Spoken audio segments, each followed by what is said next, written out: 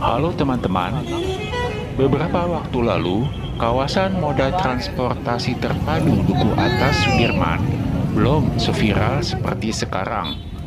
Padahal di sana, nyaris setiap hari sudah berkumpul anak-anak SCBD alias sekitaran Citayam, Bojonggede, dan Depok dengan gaya outfitnya yang unik, anti-mainstream, penuh percaya diri, dan mereka asyik membuat konten bagi media sosialnya masing-masing tanpa mengganggu siapapun. Kalangan pekerja kantoran di sekitar Duku Atas yang biasa berlalu lalang di kawasan ini dengan berjalan kaki tiap pagi dan sore tak merasa terganggu.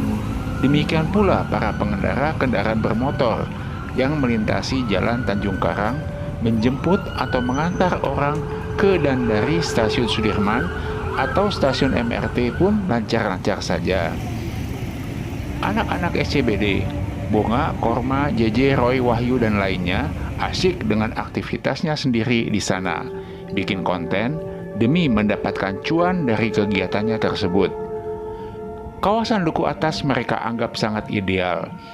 Dari tempat tinggal mereka yang ada di pinggiran selatan Jakarta, hanya dengan sekali naik KRL dengan biaya 4.000-an rupiah, mereka sudah bisa sampai di kawasan yang cantik, instagramable, dan leluasa untuk konten. Untuk mengganjal perut sekadarnya, di kawasan ini juga ada banyak warung. Abang-abang Starling, cimol, cilok, tahu bulat, rujak, dan sebagainya pun kelayapan di sini. Sampailah pada suatu hari di Twitter dan TikTok viral kisah cinta bonge yang nembak kurma saat lagi minum nutrisari. Aksi keduanya yang polos dan lucu saat diwawancarai host jadi trending topik. Mulailah saat itu banyak konten kreator meniru aksi wawancara pasangan remaja di Duku Atas dengan berbagai cerita yang memang kebanyakan settingan. Selain nyeting konten wawancara, ada pula yang bikin konten berjalan menyeberangi jalan Tanjung Karang di atas zebra cross dengan gaya model ala-ala. Walau ini jalan hidup, namun bukanlah jalan utama, karena di ujung selatannya buntu, walau ada jalan talang betutu di kanannya menuju perkantoran dan pemukiman. Jalanan ini relatif lebih sepi ketimbang jalan protokol Sudirman yang ada di sisi timurnya. Konten wawancara dan jalan ala model di zebra cross ini pun kemudian viral. Mulailah berdatangan para jurnalis, cetak maupun elektronik, untuk mewawancarai anak-anak SCBD tersebut. Juga datang para konten kreator lain, baik yang main di YouTube, TikTok, Instagram, Facebook, dan lain sebagainya. Hari-hari di kawasan moda terpadu Duku Atas pun kian ramai, namun tidak sampai ada kemacetan kendaraan. Ratusan anak-anak SCBD semuanya kesini dengan menumpang KRL. Demikian pula kebanyakan dengan konten kreator dan jurnalis yang kesini, yang bawa kendaraan bermotor, apakah itu roda 2 atau 4, pun bisa dihitung dengan jari. Dan mereka pun tidak lama, mereka langsung pergi mencari berita lagi, usai tugas liputannya di Duku Atas selesai. Kian hari kian ramai orang mengunjungi tempat ini. Bukan hanya dari SCBD saja, melainkan juga dari Tangerang, Bekasi, Cikarang, Tambun, Karawang, dan wilayah Jakarta sendiri. Mereka mengikuti anak-anak SCBD yang merupakan pelopor keramaian di wilayah ini.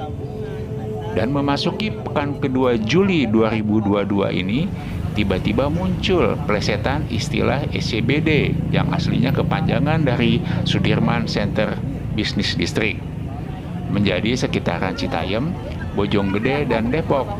Atau ada juga yang mengartikan sebagai Sudirman, Citayam, Bojonggede, dan Depok.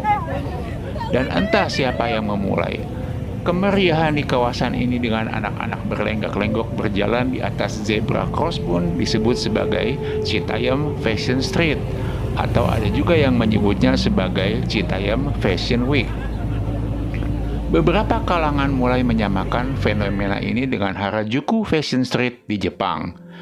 Bahkan, kabar ini kian hits karena fenomena Citayam Fashion Week mendapat respon positif dari media sosial resmi Tokyo Fashion di Jepang. Sebutan Harajuku pun diplesetkan menjadi Harajuku. Ini tentunya disandingkan dengan nama kawasan Dukuh Atas. Sejak itu, keramaian bertambah.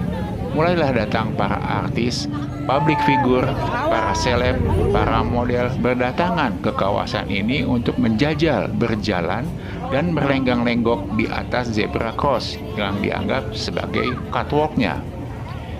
Jika anak-anak SCBD datang ke kawasan Dukuh Atas dengan menumpang kereta api atau kendaraan umum lainnya, maka kedatangan artis, public figure, para seleb dan sebagainya ini dengan naik kendaraan pribadi.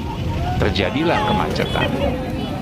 Tiap hari bergantian saja mobil-mobil berseliweran dan parkir di tepi jalan, dan mencapai puncaknya di akhir pekan, di mana kawasan Dukuh Atas di bagian Jalan Tanjung Karang dan sekitarnya dipenuhi lautan manusia. Kendaraan pribadi yang diparkir pun berderet-deret, baik yang roda 4 maupun roda 2. Para publik figur ini, juga masyarakat umum yang bahkan usianya sudah tidak muda lagi, juga ikutan berjalan ala model di atas zebra cross. Anak-anak SCBD sendiri seolah tersingkirkan. Ketika zebra cross dalam tanda kutip dikuasai kaum the have and good looking, maka anak-anak SCBD memilih untuk duduk-duduk saja di trotoar atau di bangku-bangku taman. Jelas, anak-anak SCBD tidak menjadi penyebab kemacetan. Mereka naik kendaraan umum, bukan pribadi. Mereka juga bukan penyebab kemacetan di zebra cross, karena mereka hanya bisa duduk-duduk di trotoar atau bangku saat zebra cross dikuasai, dalam tanda kutip, orang-orang dari kalangan yang lebih high ketimbang mereka. Sebab itulah, adalah salah besar jika anak-anak pinggiran SCBD tersebut dituding sebagai biang penyebab kemacetan di sekitar kawasan Dukuh Atas dan Jalan Sudirman. Yang harus bertanggung jawab adalah mereka yang datang ke kawasan ini dengan mengendarai kendaraan pribadi dan parkir di sana. Sekarang, keberadaan Citayam Fashion Week menjadi polemik di tengah masyarakat. Ada yang setuju dan ada pula yang menginginkan pembubaran. Mudah-mudahan dengan adanya uraian di atas tadi, kita bisa dengan bijak mengambil sikap. Anak-anak marginal seperti Bonge CS tidak bersalah. Mereka anak-anak generasi Z yang sangat kreatif dengan segala keterbatasannya. Mereka bukan beban orang tua, malah banyak yang menjadi tulang punggung orang tua dengan berbagai macam usaha informalnya.